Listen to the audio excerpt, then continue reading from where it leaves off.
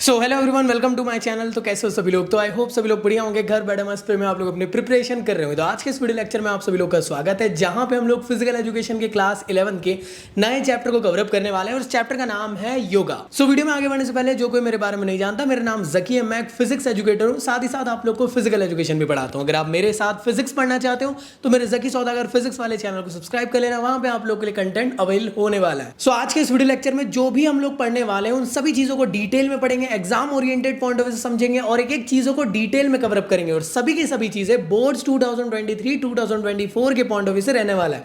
मतलब क्या, सभी चीजें न्यू सिलेबस के अकॉर्डिंग होने वाली। तो इसके लिए आप लोग को बिल्कुल टेंशन नहीं लेना है और अच्छे से एक एक करके डिटेल वे में सारे के सारे पोर्शन को कवर अप करने वाले हैं। बस आप लोग को करना यह है कि जो मैं आप लोग को आज पढ़ाऊंगा उसके बाद आप लोग को बस एक बार अच्छे से बुक को रिवाइज कर लेना। बुक को रिवीजन करना जरूरी है। तो आप में से काफी सारे लोग परेशान है कि कौन से बुक लें, क्योंकि मार्केट में काफी सारी बुक्स आप लोग को मिल रही है लेकिन उसमें से समझ में नहीं आ रहा। तो मैं आपको रिकमेंड करना चाहता हूं, एक ही बुक मुझे ऐसी लगी जो एक्चुअल में पूरे सिलेबस के अकॉर्डिंग चल रही है, एकदम टारगेट करते हुए चल रही है आप लोग एग्जामिनेशन के पॉइंट ऑफ व्यू से। वो है ओसवाल गुरुकुल की बुक। इस बुक में तुम्हें फिजिकल एजुकेशन का पूरा कंटेंट कवर अप हो जाएगा। चैप्टर 1 से लेकर 10 तक के सभी सिलेबस आप लोग के न्यू सिलेबस के अकॉर्डिंग रहने वाला है। अच्छे से सभी चीजों को डिजाइन करके दिए गए सारे क्वेश्चंस इसके अंदर। तो one of the best text book मुझे लगी आज तक की आप लोग के लिए और न्यू सिलेबस के लिए, आप लोग के सेशन के लिए। बुक को ले लो, डिस्क्रिप्शन में लिंक दे दिया हूं, Amazon से जाके इसको परचेज कर लेना, जिसके थ्रू तुम्हारी एक तगड़ी मजेदार और धमाकेदार वाली प्रिपरेशन स्टार्ट हो जाएगी। मैं जानता हूं आपने स्कूल में स्कूल वालों के हिसाब से ले लिए होंगे, उस बुक में और इस बुक में जमीन आसमान का फर्क है। अगर आपको यकीन ना हो तो आप इसका किंडल वर्जन तक देख सकते हो। तो आप लोग ई बुक में या फिर इसको फिजिकल फॉर्म में बुला लो, तगड़ी बुक है, इसके थ्रू तुम्हारी प्रिपरेशन अच्छी हो जाएगी। तो चलिए कवर अप करते हैं हमारे नए चैप्टर को, जिसका नाम है चैप्टर नंबर 3 या यूनिट नंबर 3 योगा। और इसको हम लोग देखने वाले हैं न्यू बोर्ड्स 2023 2024 के पॉइंट ऑफ व्यू से और क्लास 11 के लिए हम लोग फिजिकल एजुकेशन कवर अप कर रहे हैं। तो आगे बढ़ते हैं। आगे बढ़ने से पहले आप लोग मुझे फॉलो अप जरूर कर लेना मेरे इंस्टा पे, सो दैट हम लोग हमेशा ज्वाइन रहे। साथ ही साथ टेलीग्राम के चैनल और ग्रुप दोनों को ज्वाइन कर लेना, सो दैट सारी इंपॉर्टेंट लिंक्स और सारे इंपॉर्टेंट नोट्स, सबकी अपडेट्स आप लोग को मिलते रहेगी। अनअकैडमी में भी ज्वाइन कर सकते हो, जहां पे मैं आप लोग को फिजिकल एजुकेशन के साथ साथ फिजिक्स भी पढ़ाता हूँ class 11th and 12th category के लिए। तो अगर आप चाहते हो तो ज्वाइन कर सकते हो। और अभी अनअकैडमी में काफी अच्छा ऑफर चल रहा है, जहाँ पे अनअकैडमी के सब्सक्रिप्शन में 20% तक ऑफ चल रहा है क्लास 11th एंड 12th के सब्सक्रिप्शन में। तो यूज करें मेरा कोड ZKIZAKI, जिसके थ्रू आप लोगों को स्पेशल डिस्काउंट मिल पाएगा और सीमलेस प्रिपरेशन आप लोग अपने घर बैठे कर सकते हो इंडिया के टॉप एजुकेटर्स के साथ। इसी के साथ साथ आप लोग मेरे नए चैनल को भी सब्सक्राइब कर लेना। ये स्पेसिफिकली फिजिक्स का चैनल है, जहां पे dedicatedly class 11th and 12th का फिजिक्स भी मैं कवर अप करवाने वाला हूं वन शॉट के साथ, धमाकेदार वे में आप लोग के लिए। इसके अलावा अगर नोट्स डाउनलोड करना है तो मेरी वेबसाइट से जाके आप स्पेसिफिकली नोट्स को डाउनलोड कर सकते हो, जो है zakisaudagar.in। चलिए स्टार्ट करते हैं और कंटेंट देखते हैं क्या क्या पढ़ने वाले। सबसे पहले हम लोग देख लो भाई, ये सभी चीजें पढ़ने वाले। आप बोलोगे भैया क्या ये न्यू सिलेबस के अकॉर्डिंग है? हाँ जी, लास्ट ईयर आप लोग को ये सिर्फ स्टार्टिंग के 3 पॉइंट थे, ये 2 नए पॉइंट आप लोग को एड ऑन करके दिए गए। तो हम लोग सभी चीजों को कवर अप करने वाले डिटेल में। तो सबसे पहले जान लेते हैं कि आखिर योगा क्या होता है और योगा के बारे में सभी चीजों को जानने की कोशिश करेंगे। तो सबसे पहले योगा के बारे में समझ लेते हैं। योगा जो वर्ड है स्पेसिफिकली संस्कृत का एक वर्ड है युज, वहां से डिराइव हुआ है और इसका मतलब होता है यूनियन या यूनाइट करना। तो योगा के थ्रू तुम लोग यार 2 तरीके से डेफिनेशन बना सकते हो। एक बना सकते हो स्पिरिचुअल पॉइंट ऑफ व्यू से, दूसरी बना सकते हो फिजिकल एजुकेशन के पॉइंट ऑफ व्यू से। दोनों ही एग्जाम में लिख कर आओगे, नंबर पूरे मिलेंगे। अब स्पिरिचुअल पॉइंट ऑफ व्यू से क्या होता है कि आत्मा की परमात्मा से मिलन कराना, यूनाइट कराना, इनलाइटमेंट प्राप्त करना, वो आप लोग का योगा कहलाता है। दूसरी डेफिनेशन होती है योगा की फिजिकल एजुकेशन के पॉइंट ऑफ व्यू से कि योगा एक ऐसे फॉर्म की एक्सरसाइजेज है जिसके थ्रू आप लोग ब्रीथिंग टेक्निक्स अचीव कर सकते हो, अपने आप को फिजिकली मेंटली फिट रख सकते हो और स्ट्रेस से दूर रह सकते हो। तो इस तरीके से आप लोग अपनी डेफिनेशन को भी डिजाइन कर सकते हो। इसी के साथ साथ मैं आपको बताना चाहता हूँ योगा के बारे में। महर्षि वेद व्यास जी ने कहे थे कि yoga is attending the poses, और पतंजलि के हिसाब से कहना है pressure of the modification of the mind is yoga. तो अगर आप चाहो तो इन दोनों की डेफिनेशन को भी कोट करके आ सकते हो एग्जामिनेशन में। अब जान लेते हैं कि अगर योगा की जरूरत क्यों पड़ रही है, क्यों करना पड़ रहा है। तो मैं आपको बताना चाहता हूँ, अगर आप लोग के पास बहुत ही बिजी लाइफस्टाइल है, आप जिम नहीं जा सकते हो, ज्यादा टाइम नहीं दे सकते हो अपने आप को, लेकिन रेगुलरली आप लोग फिजिकली मेंटली फिट रहना चाहते हो, अपना ओवरऑल डेवलपमेंट करवाना चाहते हो, तो डेफिनेटली आप लोग को दिन में कभी ना कभी तो एक्सरसाइज करना चाहिए। लेकिन आप लोग के पास वक्त नहीं है तो आप लोग योगा कर सकते हो एटलीस्ट दिन में 15 से 20 मिनट। इसके थ्रू आप लोग को क्या क्या चीजें आप लोग के लिए बेनिफिशियल हो जाएगी उसके बारे में जान लेते हैं। तो जैसे कि आप लोग का फिजिकल फिटनेस आप लोग की बॉडी में आ जाएगा, आपके अंदर अगर ओबेसिटी हो चुकी तो वो रिड्यूस हो जाएगी, ब्यूटिफिकेशन आप लोग की बॉडी की होने लग जाएगी। बेशक सी बात है, अगर आपका मोटापा कम होगा तो आप एकदम हेल्दी वेट में दिखोगे, एकदम पॉस्चर बढ़िया सा दिखता है। फिर इसी के साथ साथ आपकी हेल्थ इंप्रूव हो जाएगी, मेंटल टेंशन आप लोग का रिड्यूस हो जाएगा, साथ ही साथ आप लोग को रिलैक्सेशन मिलेगा आप लोग के पूरे माइंड को। मींस आप लोग tension free, stress free, anxiety free रह सकते हो। इसके साथ साथ आप लोग का पॉस्चर बेटर होता है, आपकी बॉडी के अंदर फ्लेक्सिबिलिटी बहुत ज्यादा इंक्रीज हो जाती है और डिफरेंट टाइप की जितनी भी डिसीजेज अगर आने वाली है या हो चुकी है उनसे आप लोग छुटकारा पा सकते हो। और इसके अलावा आप अपने आप को स्पिरिचुअली भी स्ट्रॉन्ग बना सकते हो योगा के थ्रू। मेरे ख्याल से तुम लोग को समझ में आया, तो आप लोग अपने पॉइंट ऑफ व्यू से भी लिख सकते हो। आप लोग मुझे कमेंट बॉक्स में बताओ एटलीस्ट ऐसी 3 और इंपॉर्टेंस जो मैंने आप लोग को यहाँ नहीं बताया। मुझे कमेंट बॉक्स में बताना, मैं सभी लोग का कमेंट जरूर देखूंगा कि आप लोग को क्या लगता है और क्या क्या बेनिफिट होते हैं योगा के।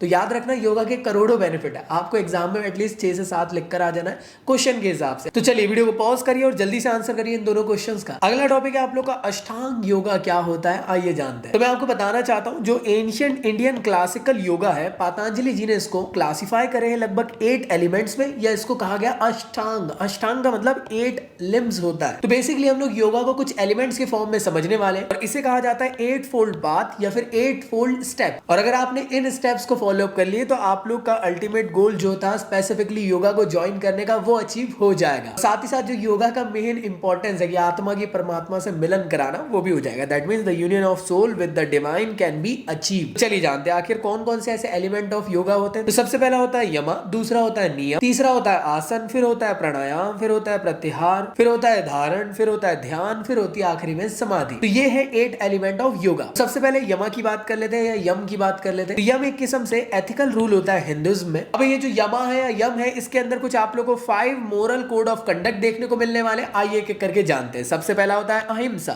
हमेशा नॉन वायलेंस की भावना रखना है आप लोग को। मतलब ये कि आप लोगों को किसी को देखकर जेलस फील नहीं करना है, हेट फील नहीं करना है, एंगर नहीं होना है, नेगेटिव इमोशंस किसी के लिए आप लोग को दिल दिमाग में नहीं रखना है। इसके बारे में आप लोग को अहिंसा सिखाता है और साथ ही साथ किसी को भी आपको नुकसान नहीं पहुंचाना है। अगला होता है सत्य, हमेशा ट्रूथफुलनेस की बात करना है आप लोग को, झूठ के साथ आपको नहीं रहना है, हमेशा सत्य के साथ देते हुए आप लोग को चलना है। इसके बारे में आप लोग को सिखाता है। अगला होता है अत्सेय, इसका मतलब होता है कि यार खुद को सेटिस्फाई करने के लिए आप लोग दूसरे का नुकसान मत पहुंचाओ। और साथ ही साथ जैसे किसी के पास बहुत धन दौलत है, पैसा है, गाड़ी है, मोबाइल है, फोन है, तो यार उसको देखकर ये मत सोचो कि यार मेरे पास भी ये होना था। तो जो आपके पास है उसमें आप लोग को संतुष्ट रहना सीखना चाहिए। ये सिखाता है आप लोग को अस्तेय। अगला होता है ब्रह्मचार्य, इसका मतलब क्या होता है सेलिबेसी। मतलब क्या कि जो भी सेक्सुअल डिजायर रहते हैं उन सबसे आप लोग को दूर रहना है। आप लोग को अपने आप को बोल्ड बनाकर रखना है हर कंडीशन के लिए। इसके बाद होता है अपारिग्रह, जिसका मतलब होता है नॉन पॉसेसिवनेस। इसका मतलब ये है यार कि जितना ज्यादा आप लोग कम से कम मटेरियलिस्टिक हो सकते हो उतना कम मटेरियलिस्टिक रहने की कोशिश करना है। तो ये थे आप लोग के 5 कोड ऑफ कंडक्ट जो कि यमा के अंदर आप लोग को देखने को मिलते हैं। अगला होता है नियम। तो आइए नियम के बारे में जान लेते हैं। एक्चुअल में ये आप लोग को सिखाता है कि यार किस तरीके से आप लोग अपने आप को सेल्फ मेंटेन करके रख सकते हो। तो इसके अंदर भी आप लोग को कुछ सेल्फ मेंटेनेंस के लिए अलग अलग चीजों को पढ़ना है। जैसे सबसे पहला होता है शौच।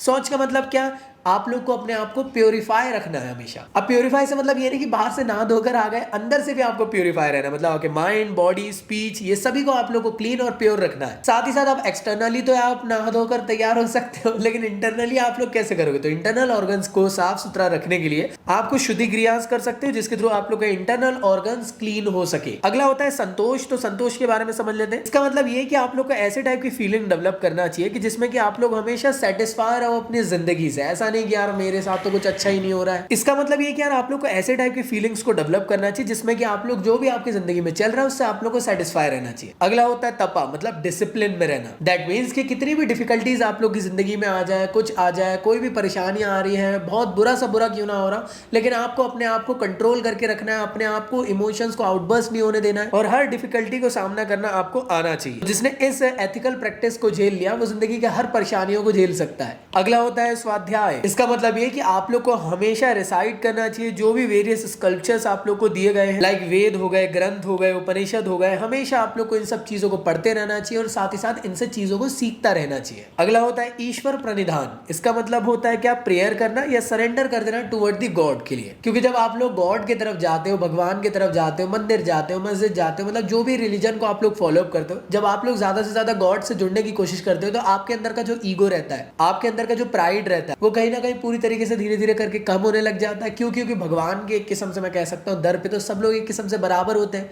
तो इस बारे में आप लोग को सिखाता है ये कि पूरी तरीके से आप लोग को गॉड के लिए सरेंडर हो जाना है। अगला होता है आसन। आसन का मतलब क्या होता है, ऐसे फिजिकल पोस्चर जिसके थ्रू तुम लोग योगा के डिफरेंट फॉर्म्स को कर सकते हो। योगा के थ्रू तुम अपनी बॉडी को ज्यादा से ज्यादा फिट बना सकते हो, ढेर सारे डिसीजेस से दूर रह सकते हो और बहुत सारे बेनिफिट्स तुम लोग को मिलते हैं। कई लोग अपनी बॉडी को ब्यूटीफाई करना चाहते हैं, बेशक आपको योगा के आसन से आप लोग कर सकते हो। अगर आपको कोई भी डिसीजेस है उससे दूर हो सकते हो। आप अपनी बॉडी की मसल्स की स्ट्रेंथ को बढ़ाना चाहते हो तो आसन के थ्रू आप लोग बेनिफिट प्रोवाइड कर सकते हो।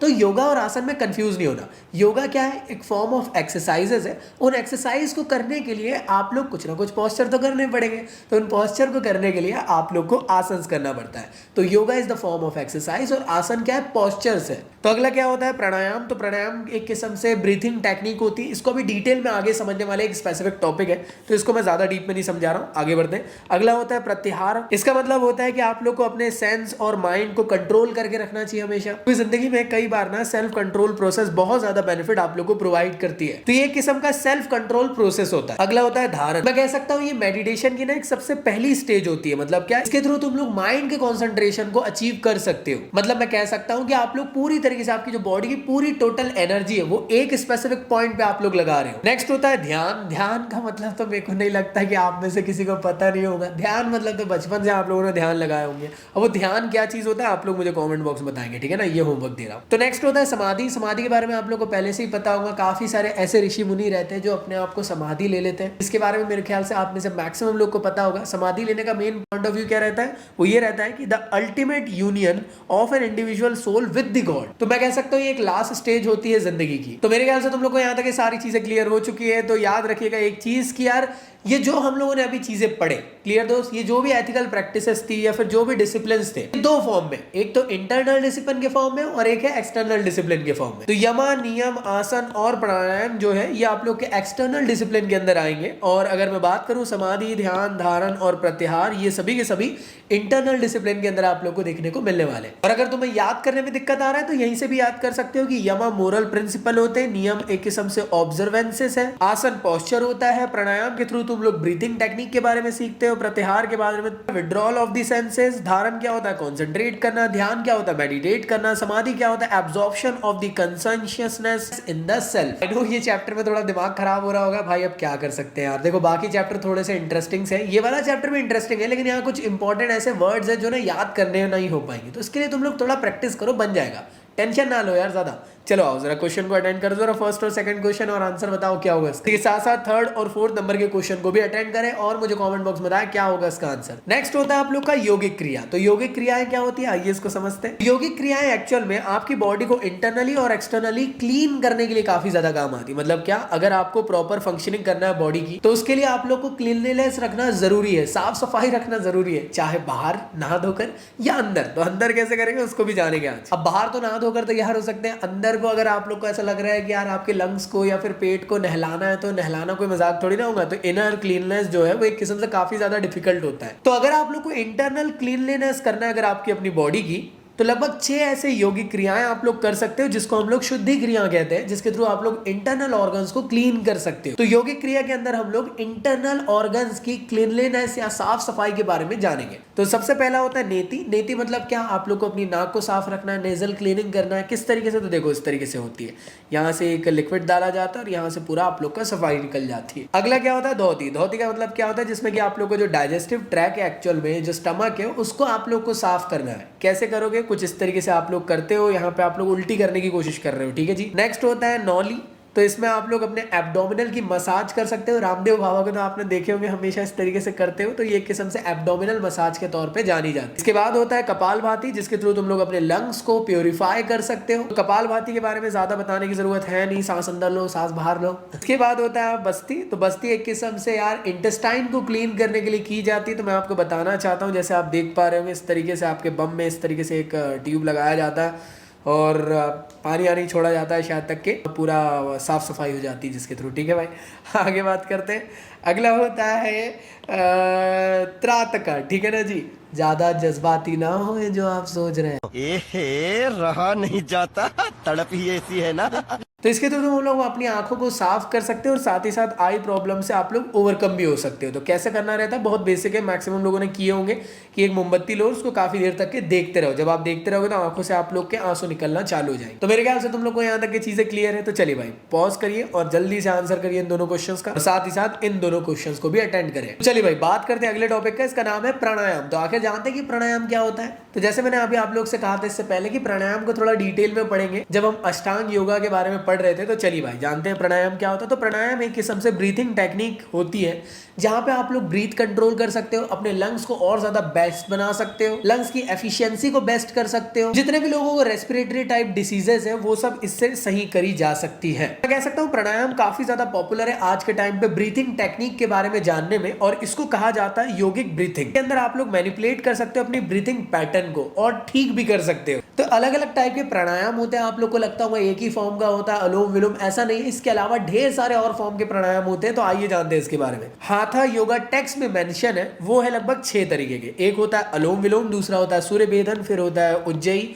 फिर होता है भ्रमारी, फिर होता है शीतकारी, फिर होता है शीताली। ये अलग अलग फॉर्म के आप लोग के प्राणायाम है। आइए इनके बारे में जानते हैं एक एक करके। तो सबसे पहला होता है अनुलोम विलोम। तो मेरे ख्याल से एक सबसे बेसिक फॉर्म का आप लोग का प्राणायाम की स्पेसिफिक टेक्निक है जिसमें आप लोग अपनी ब्रीथिंग को कंट्रोल कर सकते हो, ब्रीथिंग टेक्निक को बेटर बना सकते हो। इसमें बेसिकली करना क्या रहता है, एक नाक से आप लोग को सांस लेना है, थोड़ा सा होल्ड करना है, फिर दूसरे नाक से आप लोग को सांस छोड़ देना है। तो अनुलोम विलोम कुछ इस तरीके से आप लोग को किया जाता है। ये काफी ज्यादा इंपॉर्टेंट होता है अगर आप लोग को अपने रेस्पिरेटरी प्रोसेस को बेटर बनाना है तो। और इस प्रोसेस को आप लोग को रिपीटेटिव फॉर्म में करते रहना चाहिए। इसके क्या बेनिफिट होते हैं, इसके थ्रू आप लोग की स्लीप वेल अच्छी हो जाती है, स्किन ग्लोइंग आप लोग की हो जाती है ना। तो वो सेरम वेरम लगाने से अच्छा ये कर लो यार दोस्तों। इसी के साथ साथ आपका मूड बेटर रहता है, माइग्रेन से आप लोग ठीक हो सकते हो। साथ ही साथ आप लोगों को डिफरेंट टाइप की जो सर्टन सिचुएशंस है, कंडीशंस है रेस्पिरेटरी टाइप की, वो सब ठीक हो जाती है।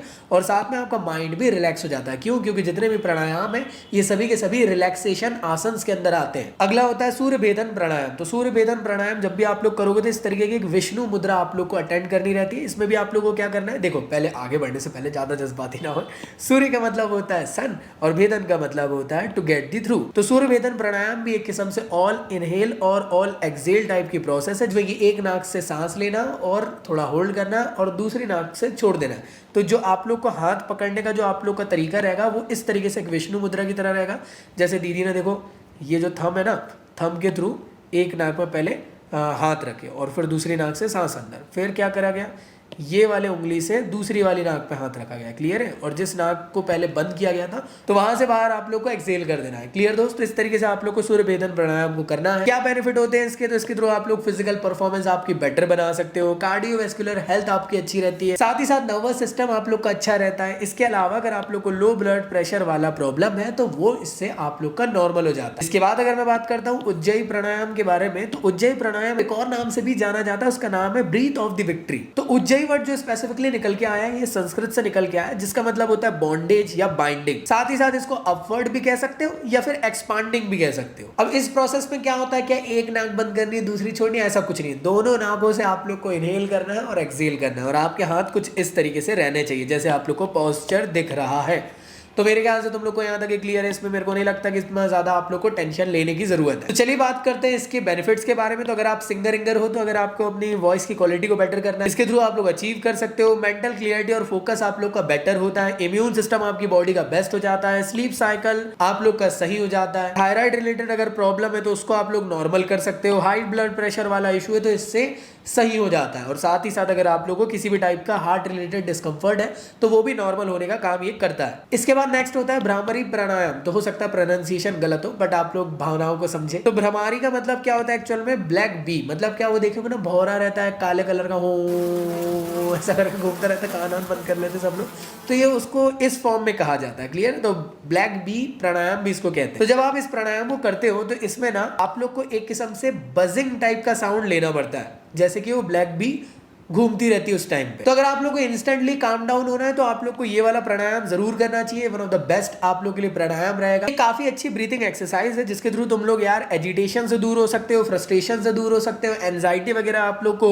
तो अगर आप लोग को गुस्सा जल्दी आ जाता है उसको नॉर्मल करना है तो आप लोग को ये प्राणायाम जरूर करना चाहिए जिससे कि आपकी जिंदगी से ये सभी प्रॉब्लम धीरे धीरे करके सही हो जाएगी। और इसको परफॉर्म करने के लिए आप लोग को देखो आंखों में इस तरीके से आप लोग को हाथ को रखना है और आप लोग को मैंने बताया ना बज वाला साउंड आप लोग को निकालना है। क्लियर दोस्तों? तो चलिए जानते हैं इसके बेनिफिट क्या होते हैं। इसके थ्रू तुम लोग स्ट्रेस को दूर कर सकते हो, ब्लड प्रेशर आप लोग का नॉर्मल हो जाता है, हाइपरटेंशन वाली प्रॉब्लम है तो वो हाइपरटेंशन मतलब बड़े पापा ऑफ टेंशन, मतलब हाई बीपी वाला प्रॉब्लम, ठीक है ना। इसी के साथ साथ नर्वस सिस्टम के लिए भी बेनिफिशियल होता है, साथ ही साथ ये आप लोग के हार्ट में जो भी ब्लॉकेज वगैरह है उसको सही करता है। इसके अलावा डीप स्लीप आप लोग को ये देता है, और इसके अलावा और भी ढेर सारे हैं यार, जितना पढ़ोगे उतना कम है। क्लियर है भाई। तो नेक्स्ट आप लोग का आसन होता है, इसका नाम है शीतकारी प्राणायाम। तो यहाँ पे जो स्पेसिफिकली शीतकारी वर्ड है, ये दो वर्ड से मिलकर बना है। तो शीत मतलब होता है कूल और कारी का मतलब होता है विच अराइज। तो एक ऐसे टाइप का प्राणायाम है जिसमें तुम लोग को हीजिंग ब्रीथ लेना पड़ता है। मतलब कैसे हीजिंग कैसे लेंगे, तो तुमको ही करना है और सांस लो ऐसे टाइप के। समझ में आया? देखो दीदी भी इस तरीके से कर रही है, हाँ जी, कुछ इसी फॉर्म में। तो इस स्पेसिफिक प्राणायाम में जो तुम्हारा साउंड निकल के आता है वो ऐसा लगता है कि जैसे कि सांप आप चल रहा है, ठीक है ना। जब हिजिंग साउंड आप लोग लोगे तो आप लोग ट्राई करके देखो जरा, ई करो और सांस अंदर लो, सांस छोड़ो, आवाज आई ना वैसी, हाँ जी। तो ये एक किस्म से स्नेक का साउंड होता है। तो यहाँ पे जो भी ब्रीथिंग आप लोग को लेना माउथ से लेते हुए करना है, और काफी ज्यादा इंपॉर्टेंट ये स्पेसिफिक आसन होता है जिसके थ्रू तुम लोग यार अपने माइंड को और बॉडी को काम रख सकते हो। इसका पोस्चर कुछ इस तरीके से होता है, ई करते हुए आप लोग को पोज करना है और सांस लेना आप लोग को ई करते हुए माउथ से ही, ठीक है ना, ई करना जरूरी है। चलो भाई आगे बात करते हैं बेनिफिट की।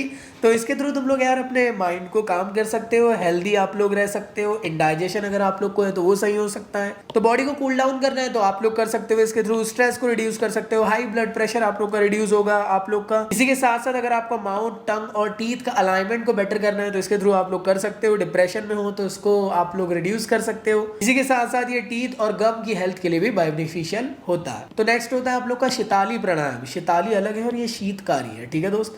तो शीताली प्राणायाम एक्चुअल में कूल ब्रीथिंग एक्सरसाइज के फॉर्म में जाना जाता है, जहां पर ठंडी ठंडी सांस आपको लेना। अब ठंडी सांस कैसे ले सकते हैं, तो देखो इस तरीके की टंग आप लोग को करना है, जैसे ये दीदी की दिख रही, करके देखो जरा ट्राई, और फिर सांस लो तो आपको ठंडी ठंडी हवाएं अंदर जाएगी। क्लियर दोस्त। तो इसके थ्रू तुम्हारी बॉडी माइंड दोनों को ठंडा करके रख सकते हो। और याद रखना शीताली एक्चुअल में संस्कृत वर्ड से निकल कर आया और शीत का मतलब होता है कूल। तो मेरे ख्याल से यहाँ तक कि याद रहेगा आप लोग को। सांस आप लोग को यार यहाँ से लेना है, मुंह से सांस लेना है और नाक से छोड़ देना है। क्लियर दोस्त। इस तरीके से आप लोग को प्रोसेस को करना है और बैठना आप लोग को इस फॉर्म में। तो बेनिफिट की बात करते हैं तो अगर आप लोग को पित्त को बैलेंस करना है तो आप लोग कर सकते हो इसके थ्रू। बॉडी को आप लोग को काम डाउन रखना है, या फिर अगर आपका शरीर गर्म हो चुका तो उसको नॉर्मल करने के काम आता है। इसी के साथ साथ डाइजेस्टिव फायर हो रहा है, अगर आप लोग को है ना पेट में जलन हो रही है तो इससे नॉर्मल हो जाता है। स्किन में जलन हो रही है तो उसको सही कर देता है, आपके माइंड को शांत रखता है। ये सभी इसके बेनिफिट्स होते हैं। मेरे ख्याल से तुम लोग को यहाँ तक क्लियर था। तो जल्दी से इसके आंसर करो। पहला क्वेश्चन का आंसर, दूसरा क्वेश्चन का आंसर।